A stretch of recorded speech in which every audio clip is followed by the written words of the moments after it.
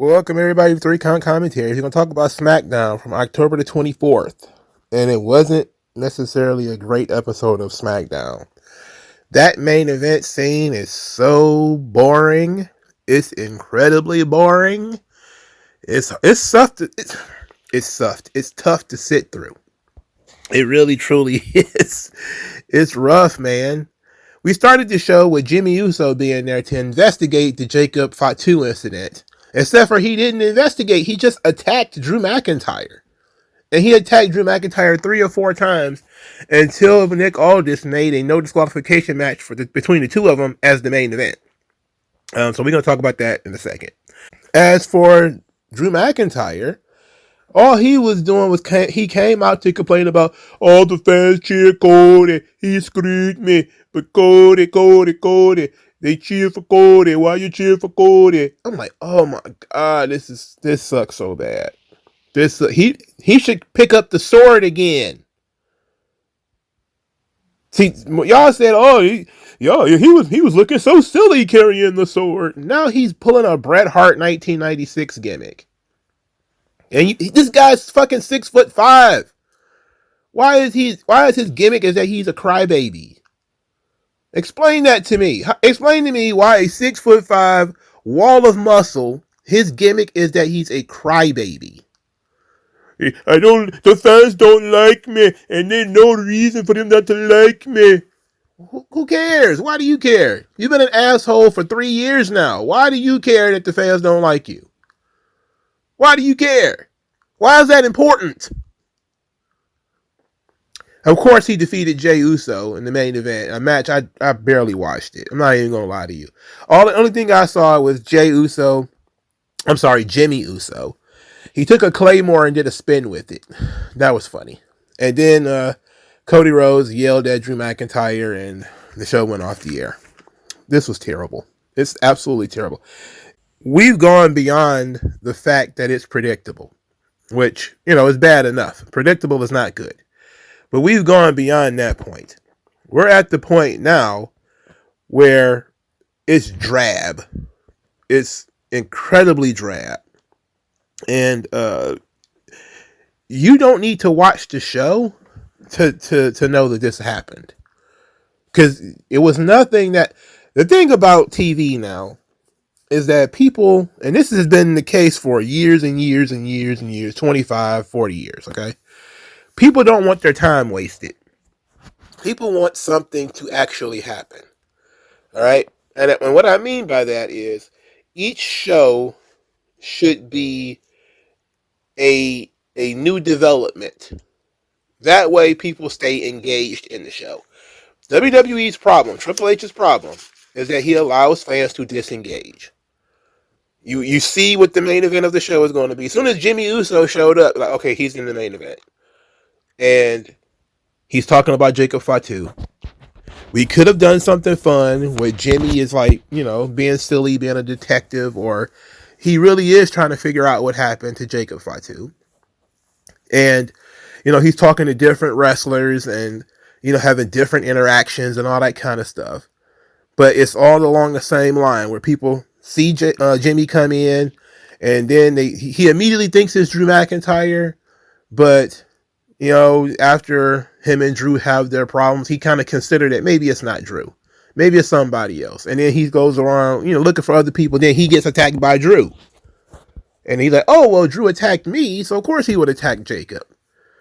And then maybe he overhears some other people kind of laughing at Jacob or making fun of him or something like that. And he kind of investigates that. There's a lot of different ways you could have done this very same episode. And would have made it a lot more interesting. But they just had these two guys fight each other a bunch. And then had a match nobody wanted to see. It's embarrassing. Sucks. This is not good. This is not good. And Cody is in the middle of this. This is the shits. The championship is in the middle of this. I'm going to fight you at Saturday night's main event. And what are you going to do, Cody? You're going to get counted out? You're going to get another disqualification? Who cares, bro? I couldn't care less. Don't care. The first match on the show was the MFTs defeated Rey Fenix and Shinsuke Nakamura. Tala Tonga chokeslammed Ray Phoenix on the ring apron. I didn't want to watch this either. The AEW fans they always have so much fun when somebody who was in AEW loses. So Ray Phoenix lost. He took the pin in this match. And all I've seen on social media is how people, oh, look at you, look at Ray Phoenix now. He's losing in tag team matches. I'm like, bro, when did he always fucking lost in AEW too? He literally almost always lost. I think the only time he won a singles title in AEW was by accident. He won a title by accident. The Lucha Brothers spent most of their time in AEW losing. A large majority of their time losing. But all of a sudden, it's a big deal that he's losing in WWE. Who cares, bro? The wins and losses don't really matter. More importantly, though, they're very mad that Tama Tonga is using the Hidden Blade.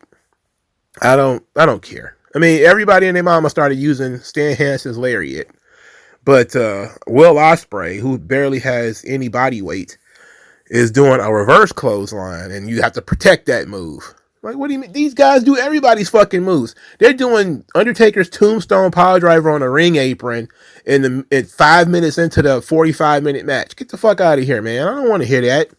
Don't give me about how moves should be protected. How are you going to do other people's moves, man? While you guys are doing every version of remix of Jake Roberts' DDT and then popping back up afterwards. You guys are power driving each other through everything, which is Jerry the King Lawler's finisher and was the finisher of a bunch of people in the past. And you guys are just popping up after power drivers. But, you know, a guy running across the ring with a backwards clothesline is supposed to be protected. Man, get your bitch ass out of here. I don't want to hear that, man. Quit being stupid. This is pro wrestling. It's a copycat business. They all stealing from each other. So, it is what it is. I don't care about this match. Tubby ass. Jeff Cobb was in it. He's fat and bulbous. And I couldn't believe I think he took a bump from a Ray Phoenix dropkick. Why did he take a bump? He shouldn't have taken a bump. He's so much fatter than Phoenix. Jim Cornette made fun of him, saying they all look like panda bears. But it's not all of them. It's just this fat fool, Jeff Cobb. He looks like a fat panda. You know? He probably was chewing bamboo on his way to the ring. I saw his cheeks moving. I didn't see any bamboo, but I saw his cheeks moving. So, maybe he was just finishing up. So, Chelsea Green, she wants to merge brands with Julia. She wants to be the women's world champion, and Julia, of course, can be the United States champion. And she wants to make Julia a member of her administration. Julia was not really interested in that. Kiana James then showed up, and she really wasn't interested in that. And they both told her to basically bug off. This Chelsea Green thing is pretty funny. Apparently, Piper Niven's injury is neck related. And Chelsea Green, in interviews, has said that she's not replacing Piper Niven and that Piper Niven's spot is still there when she's able to return. The issue here is that the injury several weeks ago was thought to be career threatening because it's a serious neck injury. I'm not sure she's coming back. And if she does come back, why the hell would she come back to be in this situation again? I wouldn't come back to wrestle in a goddamn tuxedo. There's no way I'm coming back to do that. I'm not coming back to be a Jigglypuff in a tuxedo. That's not happening, brother. You know, so forget it. You can forget it. I'm not coming back. So if it were me, I wouldn't be coming back. But Kiana James had a match with Tiffany Stratton. It was okay. It wasn't as good as it could have been. If Kiana James was presented better, the match would have been better. But at this point, it was just kind of, let's get to the finish. And Tiffany Stratton won the match with a Swanton Bomb, followed by the prettiest moonsault ever. So this is her first win since she lost to Stephanie Vecchier, which was, 3 weeks ago? After the match, Kiana James and Julia attacked Tiffany Stratton. They beat her up. Jade Cargill ran to the ring inexplicably and helped fight off Julia and Kiana James. Tiffany Stratton was like, "Yay, I guess my friend is back." And then Jade Cargill attacked Tiffany Stratton, beat her up. The crowd was like, They didn't start really booing. They were just kind of like, huh? And Jade beat Tiffany up in slow motion. It was not terrible, but it wasn't great either. And it didn't show like a whole lot of intensity. But she threw her into the ring post and threw her over the desk and stomped and kicked and punched. Beat her ass. And then afterwards, Jade Cargill says that the world does not reward patience. It rewards power. And on Twitter, she said that this is her takeover. And they gave her another title match at Saturday night's main event. Tiffany Stratton versus Jade Cargill. What is this for? For the women's world title at Saturday night's main event. Let's talk about the heel turn. I am not a fan of how the heel turn was executed. I'm glad something happened. Something needed to happen. But for some reason, this did not feel like, it didn't feel big enough. Maybe we could have just done something, just a little thing different, which is had the heel turn at the show, meaning the heel turn in the middle of the match at Saturday night's main event. I don't know, but I think maybe the heel turn was necessary to get to the title match. So maybe that was the important part, is that there has to be a reason why they wrestle again, why Jade gets another title match. And the heel turn is the reason why we explain that. So, okay. But I still feel like the heel turn itself was kind of mid. It was like a muffled shot. This is better for Jade. She's better as a heel than she is as a babyface. That much is true. But she was a cocky heel before. And I think that they got a little bit of time to play into that, but not a whole lot. They should have given themselves more time. Now, I think her head getting split open probably delayed this thing a little bit. So I'm going to give them a break on that too, because I don't think everybody expected Jade Cargill to split her head open. What was this, many, many weeks ago when she split her head open. But they did waste everybody's time with that Nia Jax match. So then there was that. I do believe Jade needs to win it this time. I think that if she doesn't win it this time, she's done for. She should have won it the first time, if we're being honest. She should have beaten Naomi for it. But this is like her third championship match straight. She's got to win this thing at some point, and I don't see what the problem is. I don't think Tiffany has done anything the last month or so that is of any importance. And maybe the thought process is we're gonna let Tiffany take that L at Crown Jewel and not Jade, even though I probably wouldn't have booked that match in the first place. But Jade's been in position for a year. She's been in position to become the women's world champion for a while now. She's been in that conversation for many, many months. And I think now is the time to do it. If you're ever going to do it, now's the time to do it. We're now going to see the real Jade Cargill. And she could be, if given the opportunity, a very strong heel for the women's division that has been incredibly weak since Tiffany Stratton beat Charlotte. It hasn't been great. Most of her matches has been against other baby faces. They haven't had any real heels wrestle Tiffany Stratton outside of Nia Jax. And that has been the biggest problem with the Tiffany Stratton experiment. Not that Tiffany sucks or that she's no good. It's that they had no heels for her to face. None. I think Naomi was the only one. And then they put Naomi on Raw. So they snatched Naomi, who was the only true heel, and put her on Raw. And ever since then, Tiffany Stratton has been wrestling baby faces. And it hasn't helped. It has not helped. The booking of Tiffany Stratton has been abysmal. It's been abysmal. It's been every other match is either Jade Cargill or Nia Jax. It's terrible. And then maybe she'll have a special match against Trish Stratus. Or maybe she'll have a special match against Stephanie Vaquer. But that's it. It's been shit. Shit. She didn't even have a rematch with Charlotte. Okay? Like all the other top level girls just kind of vanished. You know, you thought she might have had a match with Alexa Bliss or something like that. No. They kept Bianca off TV for 7 months over a finger injury. She's been off TV for 7 months. Are you serious? That's how long Seth Rollins is going to be gone. He had to have surgery. And Bianca Belair injured her finger at WrestleMania and ain't been back since. She came back to be the special guest referee for one night and she's been gone ever since. Nonsense, bro. What is going on SmackDown? It's nothing. There's nothing. So Tiffany Stratton doesn't lose her spot as the top babyface if Jade wins.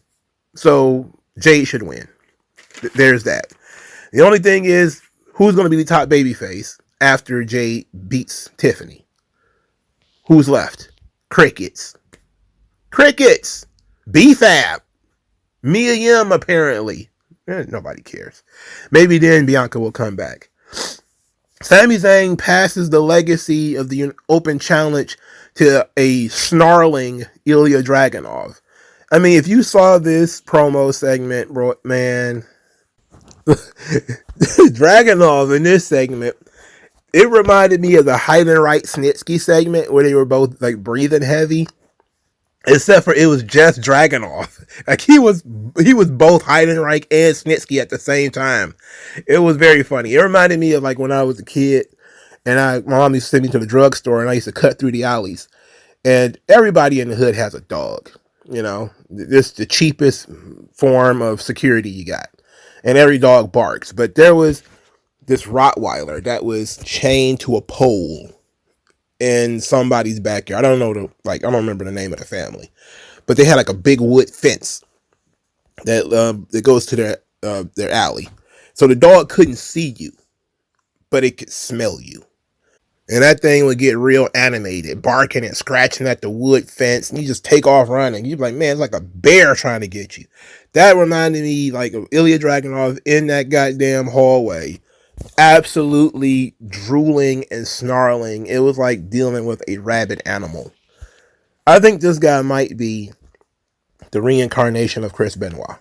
I think he might be. He came out and he cut a promo. Nobody cared about anything he said because talking is not the strong suits of Ilia Dragunov. But he said that he had highs and lows in rehab, didn't see the light at the end of the tunnel, but he doesn't give up. And he fights with this obsession in his heart. And then he says that in his country, he didn't say Russia, how you do one thing is how you do all things. So he's going to continue the legacy of the Open Challenge with all this obsession in his heart. And then he said, pain shall entertain you. And I was like, not a great promo. Maybe a little bit more focus was needed. You know, maybe his material should be shorter. You know, I don't know, man. Like, he's not a witty speaker, so he's not going to drop like any great witty lines on you. Maybe we should be a little bit more direct and a little bit more focused, where he should just come out and say, the Open Challenge is on. Who's up? You know, like a Goldberg, like who's next kind of thing would work for Dragunov in terms of promo. You don't need all of this. I appreciate the attempt, but it's not his strong suit. His opponent was Aleister Black. So Aleister Black has a new entrance. It features Zelina slinking around in smoke, and then the Dracula raise up thing again, which I always thought was nice. I don't remember him doing that in NXT. I asked my brother whether he did the Dracula thing in NXT. He said he always did it, but I don't remember seeing any. Maybe he did it like a takeover or something. But I thought the Dracula thing was when he came to the main roster. But apparently, my brother said he got this autistic memory thing, so he remembers stuff like that. And if he said I'm gonna believe it. Even though I watch old episodes of NXT and he just walks to the ring. So something tells me it may have started there, maybe like a random takeover, but it didn't become a regular part of his entrance until main roster. But I always approved of guys having special, different interests that make them stand out. And this worked. Of course, Aleister Black and Zelina got infinitely more comparisons to Scarlett and Karrion Kross. But, I mean, yeah. How can you not compare the two, right? Anyway, I would have liked for them to build to this match. I like both of these guys. These are the only two European guys on WWE's roster I even care about. These are the only two. Everybody else who's from Europe can fuck off, except these two guys. I like both of these guys. And they threw this match together in a United States Championship Open Challenge. It was solid. It was okay. I think commercials ate up the most of this. Zelina got pretty animated. She even got involved a little bit. And then she got ejected. Got ejected from the match. And Damian Priest came out. He distracted Aleister Black, Torpedo Moscow, 1, 2, 3, and Ilia Dragunov wins. I was not happy with the finish. I don't like when guys just walk to the ring and that's enough to distract people. I don't like that. I think the distraction finish, and I think we've been saying this for many, many years now, is the worst finish in WWE. It's the worst. Distraction finishes are the worst. It's the dumbest fucking thing in the world. Random music starts to play, and then all of a sudden the match stops. You know, or a guy like, what? What's happening? It's like, isn't it more impactful if a guy just shows up? You know, that would be so much better. And Damian Priest is wearing a shirt that says, it's Wepa time. I don't know what that means. What does that mean? It's time for Wepa. What does that mean? What's Wepa? I'm not even going to Google it. I don't care. This sucks. It sucks. But Damian Priest attacked Aleister Black after the match. They just had a last man standing match. Why is this thing continuing? What more we got in the tank here? What more do we think that Damian Priest can pull out of Aleister Black? What more do we got here? I don't think there's anything more to be had.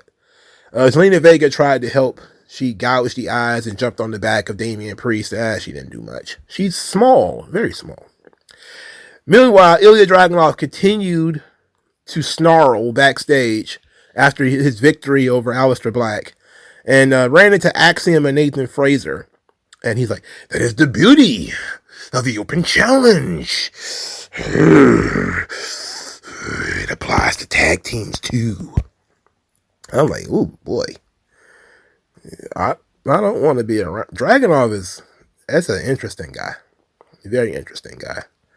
And you know what else was interesting? It was very funny how they dropped the bomb on us that he was divorced. I don't care about wrestler personal lives, but when the young lady from LFG dropped that she was on a date with Ilya Dragunov after he won the United States title, everybody was like, I saw that shit all over social media. Everybody's like, wait, he's married.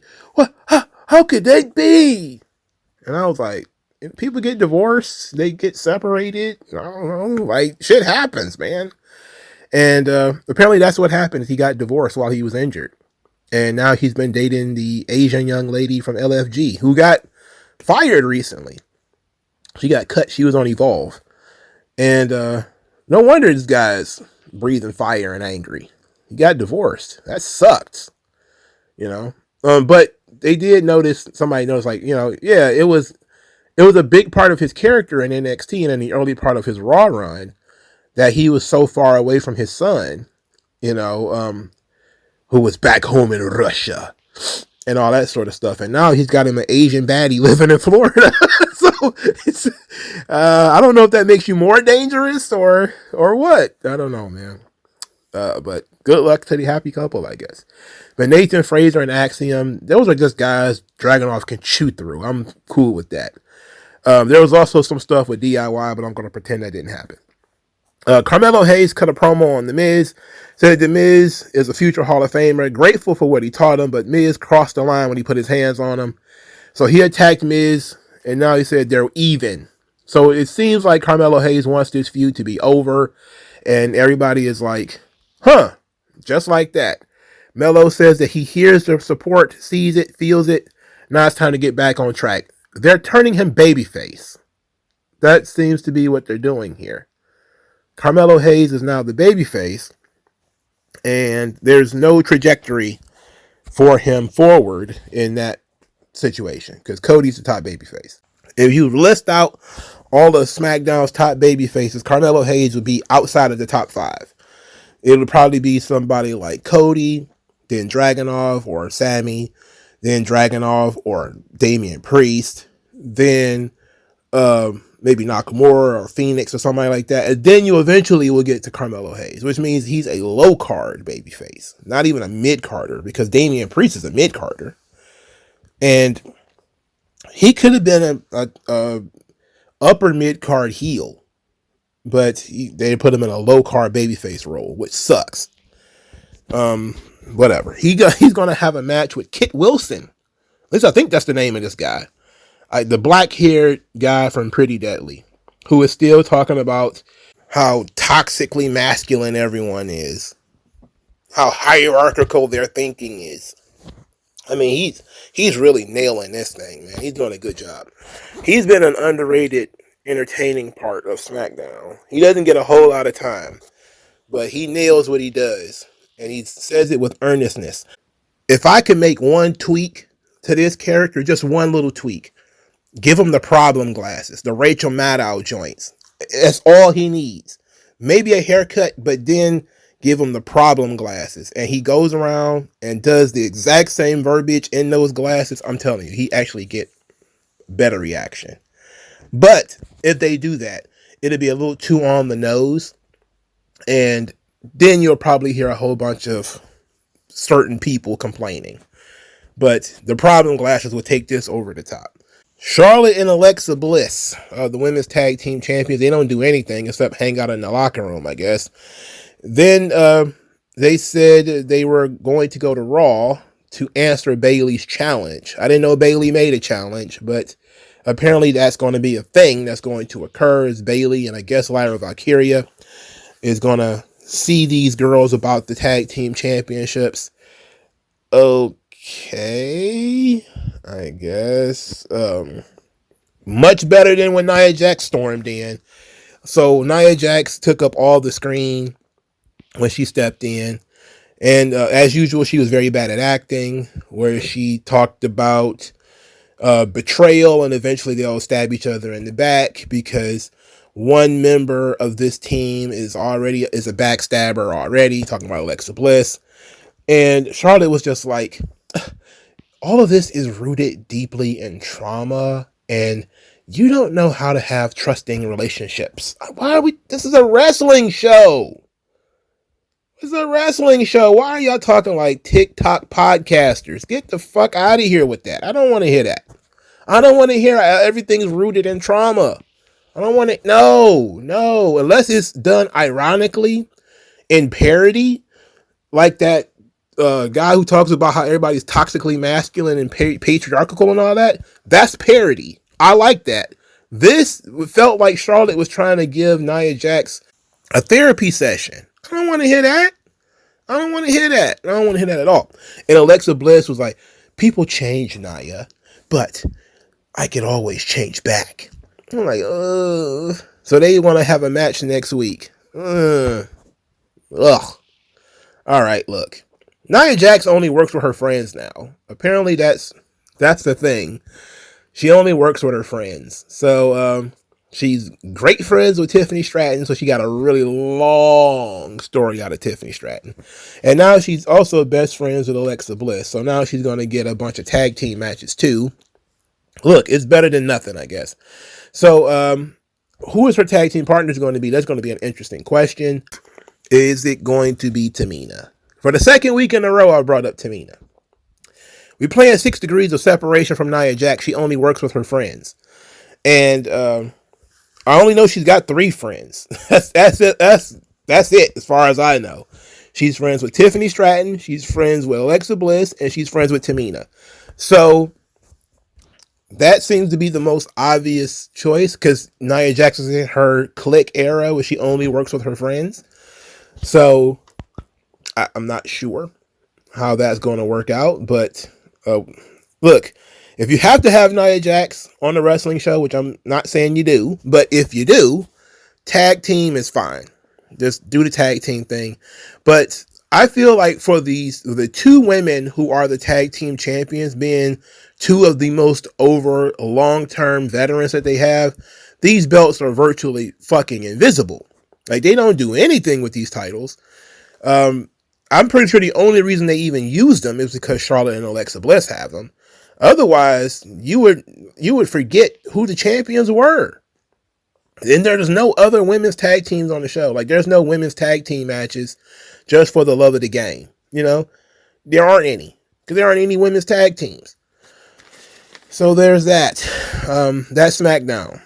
And I got to tell you, didn't enjoy it really. Road Dogg should be fired. He should be fired. We need to get rid of him. Get rid of Road Dogg.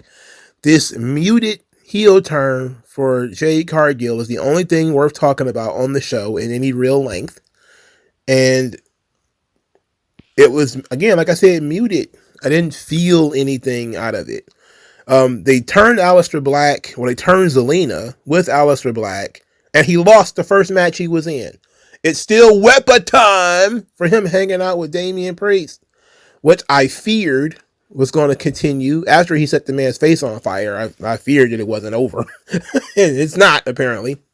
It ain't over until I win. Then we got this ridiculous Cody Rhodes story, which is super boring, extremely boring. We got little to nothing on Jacob Fatu and what's going on with the chiclets that fell out of his mouth. The United States Championship, they're still doing open challenges, which is fine, but it's not a story. It's just good matches in the middle of the show. It's a good reason to have decent matches in the middle of the show. Carmelo Hayes is not moving forward. He's still talking about The Miz, but The Miz apparently is not there, so he's going to wrestle some guy from Pretty Deadly. That's fine, too. Tiffany Stratton, sad situation that she's stuck in. Chelsea Green, sad situation that she's stuck in, too. Not enough people for them to interact with, so they end up interacting with the same people over and over again. Julia not defending her title, but there's no opponents for her anyway, so what difference does it make? It's incredible that WWE has such a large roster, such a massive roster, and you could not tell if you watch SmackDown.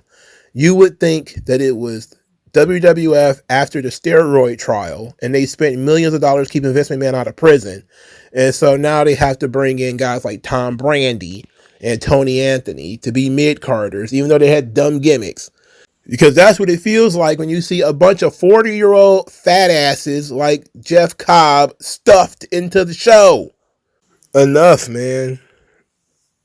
We need to get rid of Road Dogg. We really do. There needs to be some young blood on these shows. We need some young guys mixed in here. It's time for some call-ups. It's time for a draft. And that's just on the roster. A real revolution needs to happen in creative. That's where the real revolution needs to be. Where people who actually want to think about the show and want to do different things with the show. These shows have dragged. Like, it's only 2 hours and it feels like it's forever. It's the same thing with Dynamite. These shows feel a lot longer than they really are because there's not a lot happening. And then there's not even the excitement of new talent that we get to see. Like, you got guys like Axiom. They do nothing. You got, I know that they're on Raw. Well, they were last on Raw, but you got the Creed brothers. They don't do anything. You could be mixing guys in and trying different things. I mean, it's a slow period. Okay. Let's see what Nathan Fraser and Axiom can do. You know, but WWE is like, oh no, Motor City Machine Guns. Take that. Huh? We got Angel and Berto, Los Garza. They're great. Why aren't they featured on the show doing something? Oh no, no, no. We gotta have time for fat ass Jeff Cobb. Oh. We gotta have time for Jimmy Uso single matches. Come on, man. Anyway, fire Road Dogg. I'll talk to you guys later.